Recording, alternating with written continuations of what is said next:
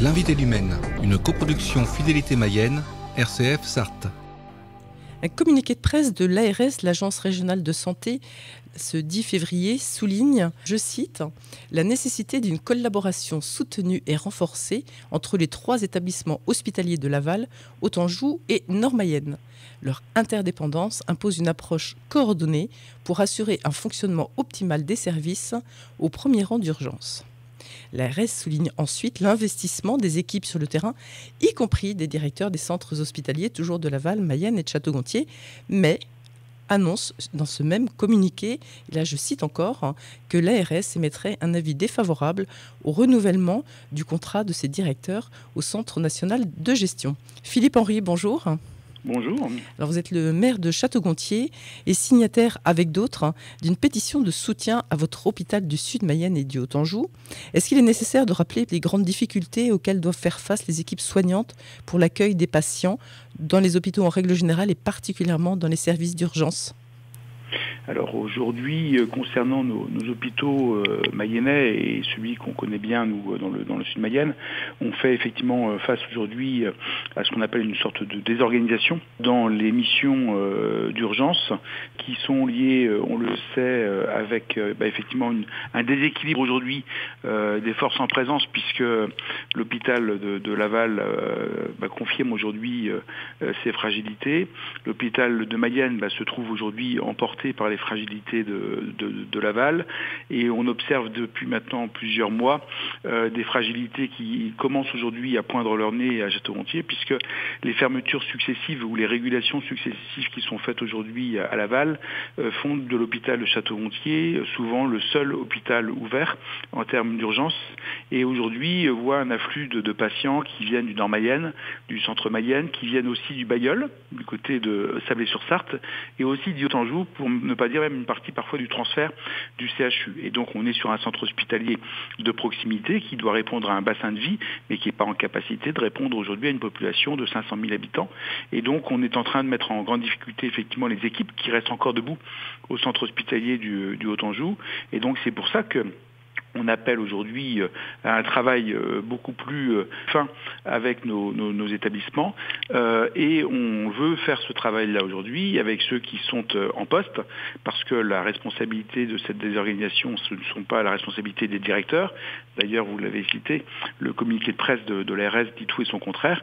Oui. D'un côté, on dit qu'il n'y a pas de coordination et de l'autre, on salue le travail des 3 directeurs. Donc, le sujet aujourd'hui, c'est pas les directeurs, c'est comment aujourd'hui on va pouvoir mettre en place un système d'accueil pour les patients mayennais entre la petite urgence et la grande urgence et faire en sorte aujourd'hui qu'on apporte un service en situation de crise, puisque là aussi, dans tous les discours qu'on entend, je pense que ceux qui pensent que ça se réglera que parce qu'on aura ramené des urgentistes, il n'y a pas de médecins.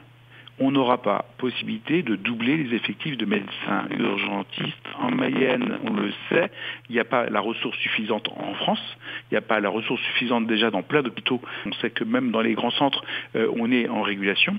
Et donc on va devoir trouver des formes plus agiles, plus adaptées, qui sortent peut-être un peu du cadre que les syndicats ont fixé, et notamment particulièrement le syndicat Urgence de France, pour faire que, comme au Covid, on s'est mis en situation agile en pensant que seuls les médecins ne pouvaient pas vacciner toute la population et ce plusieurs fois.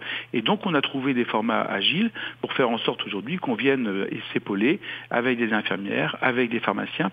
Et c'est ça qu'il faut aujourd'hui qu'on trouve comme solution, c'est de permettre aujourd'hui à ce que les patients soient accueillis et qu'on puisse avoir différentes files qui puissent traiter la petite urgence, la petite bobologie qu'on appelle souvent la petite fièvre du soir, etc., pour laquelle les gens vont d'urgence jusqu'à l'urgence vitale. Donc il va falloir qu'on se mette au travail et qu'on accepte effectivement de travailler différemment. Je pense que c'est la clé d'une nouvelle organisation qui permettra là aussi de répondre à cette pénurie de médecins. Alors ce travail, il a été engagé parce que c'est pas d'aujourd'hui qu'on découvre tous ces problèmes et ce problème effectivement de redispatcher. Oui, il a été engagé, mais on reste dans la même norme. C'est que d'un côté, il y a les médecins qui sont à la régulation au SAMU, de l'autre, on a des médecins qui sont effectivement mobilisés dans le cadre du SMUR, et d'autres qui sont au service des urgences, avec des services qui sont soit régulés. Quand on dit régulés, ça veut dire que ils sont fermés une partie de la journée, et souvent d'ailleurs le soir, là où on a le pic le plus important. Et donc il faut effectivement aujourd'hui mettre la ressource là où on en a besoin. Et comme ça a été proposé encore tout récemment à l'Assemblée nationale, on peut aussi imaginer à ce qu'il y ait une meilleure organisation entre les urgences et les étages. C'est pour ça que je dis de temps en temps qu'on peut s'inspirer de ce qui s'est fait à Château-Gontier, parce que sur un certain nombre d'actes aujourd'hui, les gens ne restent pas longtemps aux urgences et sont pris en charge par les étages. Donc l'enjeu, c'est vraiment d'améliorer la fluidité et d'éviter de congestionner le service des urgences. Et aujourd'hui, les urgences ne reportent dans leur organisation que sur des médecins urgentistes qui sont en nombre insuffisant. Et là aussi, je le dis, on manque de médecins et on va manquer durablement de médecins. Donc il ne faut pas non plus faire croire qu'on va en trouver dès demain des dizaines à venir affluer en Mayenne pour venir répondre à la problématique aujourd'hui. Il faut qu'on trouve des solutions agiles et qui permettent au moins aux Mayennais d'avoir une présence médicale et d'éviter des temps de transport. On a des situations mais qui sont ubuesques. Pour vous donner un exemple, quelqu'un qui était en train de faire un AVC dans le Nord-Mayenne, il a dû prendre sa voiture parce qu'il n'y avait pas d'ambulance disponible pour rejoindre le centre hospitalier du Haut-Anjou. Et comme on a vécu il y a encore quelques jours à Château-Gontier, quelqu'un qui a fait un malaise cardiaque et les pompiers sont arrivés en voiture de service parce qu'il n'y avait pas d'ambulance disponible. Enfin, on ne peut pas continuer, on va mettre en danger la santé des Mayennais. Il faut que tout le monde œuvre dans le même sens et ne s'enferme pas dans des corporatismes ou des habitudes de travail qui vont effectivement être mortifères pour les uns et les autres. Pour l'instant, la préconisation de l'Agence régionale de santé, c'est de changer les directeurs et tout ira bien. En gros, c'est ce qu'elle dit. C'est un faux problème. On a la chance d'avoir des directeurs de qualité en Mayenne et sur Château-Gontier, on a aussi un très bon directeur qui a passé toutes les crises successives du Covid, qui a su s'adapter, qui a créé une formidable relation avec la médecine de ville, qui a créé des partenariats avec notamment le CHU d'Angers et aussi l'intervention désormais de médecins étrangers, qui a ouvert aujourd'hui un service d'urgence dentaire. La faute ne vient pas des directeurs, c'est dans l'organisation médicale qu'on trouvera les réponses et qu'on arrête de s'enfermer dans des corporatismes qui vont bloquer le système. Donc on n'aura pas plus de médecins urgentistes, on le sait, donc il faut qu'on fasse autrement.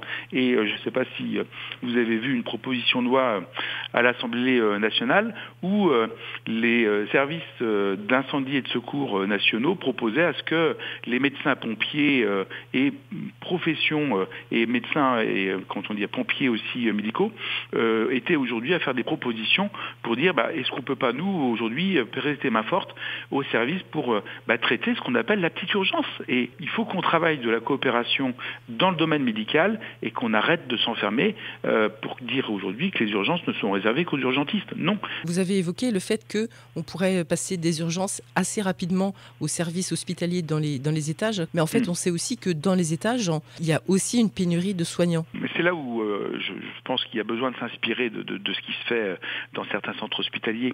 Moi, je prends le cas de Château-Gontier.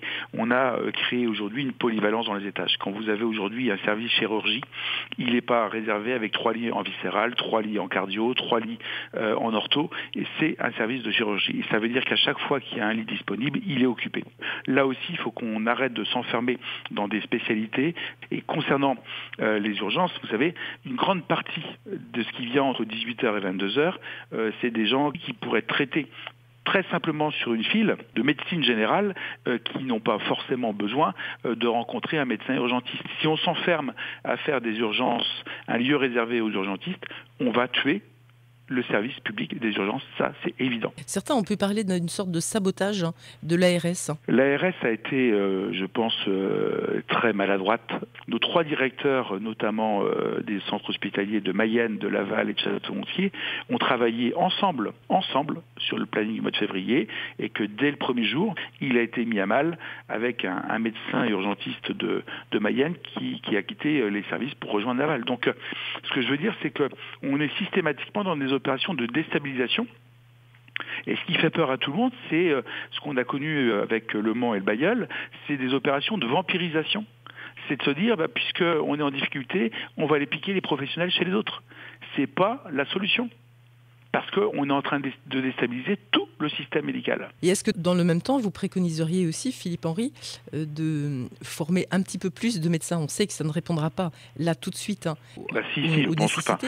Là aujourd'hui, on le sait, il faut former plus de médecins, mais un médecin, une fois formé, c'est 10 ans. Donc on doit permettre aujourd'hui à des médecins de travailler un petit peu plus peut-être dans des zones déficitaires qu'on ne le fait actuellement. Moi je ferme la porte à rien, mais on sait très bien qu'on ne peut pas obliger les gens à travailler quelque part. Donc ça, il faudra effectivement qu'on soit, nous, plutôt attractifs et qu'on donne envie de venir travailler chez nous plutôt que de dire qu'on va leur imposer de travailler chez nous. Et pour donner envie, c'est pas avec des pancartes devant les urgences, c'est pas avec des discours qui sont anxiogènes que les médecins vont venir en Mayenne. Il faut aussi qu'on envoie une vision positive d'une Mayenne qui sait aujourd'hui construire une réponse médicale pour qu'on donne envie de venir travailler en Mayenne.